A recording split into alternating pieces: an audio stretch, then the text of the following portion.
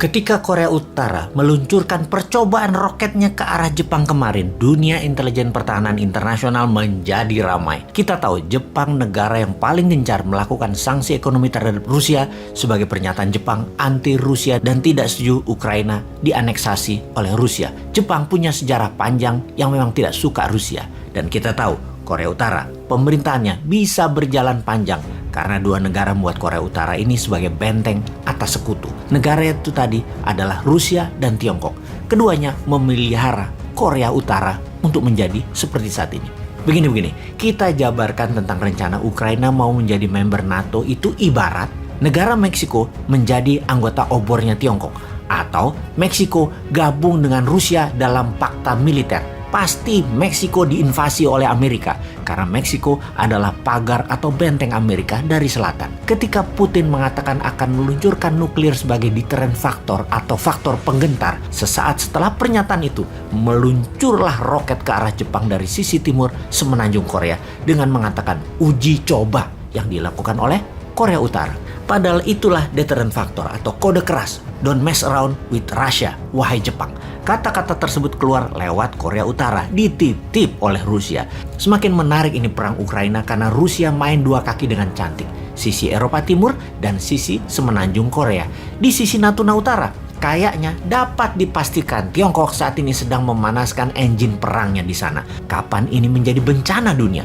Kita sudah mengatakan jauh-jauh hari sejak tahun 2019, di mana Menteri Keuangan kita kan sama, dia juga. Kita mengatakan ubah strategi ekonomi bernegaranya karena ini bukan masa dunia dalam ekonomi normal. Ini dalam war. Maka ekonomi dan strategi bernegaranya harus berbasis warfare. Economic at war berbeda dengan economic at normal condition. Awalnya perang dagang, kemudian perang petrol dan perang komoditi, lalu perang biologi, kemudian perang cuaca. Dan kita ingatkan selalu, di awalnya perang dagang, di akhirnya perang militer. Sudah siapkah kita? Indonesia maksudnya sudah siapkah? Video dan pesan itu banyak dan telah menyebar ditonton banyak orang, namun banyak yang skeptis. Siapa bosman? Kok berani-berani menantang pakar ekonomi dan pakar pertahanan negeri Wakanda yang sangat mumpuni? Ya bukan siapa-siapa om, bosman mah wong bodoh ngaku pinter. Hanya ada sedikit informasi, ya kita bagi ke masyarakat biar masyarakat yang menilai apakah benar akan ada perang militer, apakah benar akan minyak mentah ke $100, apakah benar BBM akan naik, listrik akan naik, harga pangan akan naik. Mending harga naik kalau ternyata stoknya nggak ada karena dunia perang. Semua negara nyetok buat rakyatnya. Wakanda adalah negara yang dibuat supaya menjadi negara pengimpor dengan rendahnya produksi. Maka sekarang stoknya tidak ada, bukan hanya mahal, tapi ya sudah. Semua sudah terjadi. Ada dua analisa besar saat ini. Akankah perang dunia ketiga terjadi di mana blok Rusia, mantan Soviet, ditambah Tiongkok dan Korea Utara serta plus kemungkinan Wakanda di satu sisi, kemudian di sisi lawan Eropa Barat, NATO, Amerika plus sekutu Amerika.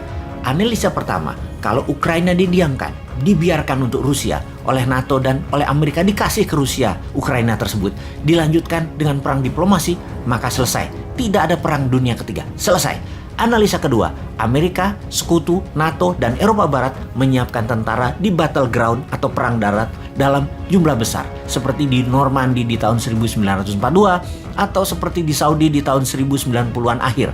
Kemudian mencoba membebaskan Ukraina. Maka perang dunia ketiga bisa terjadi.